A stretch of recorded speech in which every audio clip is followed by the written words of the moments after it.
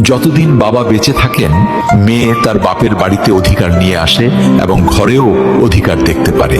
কেউ কিছু বললে জোর গলায় বলে দেয় যে এটা আমার বাবার বাড়ি। কিন্তু বাবা মারা যাওয়ার পর যখন সেই মেয়েটা আসে, তখন সে এত চিৎকার করে কাঁদে যে সমস্ত আত্মীয় স্বজন বুঝে যায় মেয়ে এসেছে। সেদিন মেয়েটি তার সাহস হারিয়ে ফেলে, কারণ তার বাবা আর নেই। তার সাহসও সেদিন মরে যায়।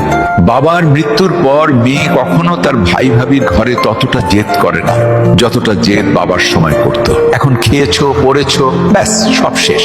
যতক্ষণ তার বাবা ছিল সবকিছু তার ছিল, এই কথাটা সে খুব ভালো করে জানে। বাবা মেয়ের সম্পর্কে ভালোবাসা সমুদ্রের চেয়েও গভীর হয়। বাবা তার মেয়ের জন্য দুনিয়ার সবচেয়ে বড় আশ্রয় আর সাহস, আর মেয়েও তার বাবার জন্য সেই সাহস আর গর্ব অনুভব করে।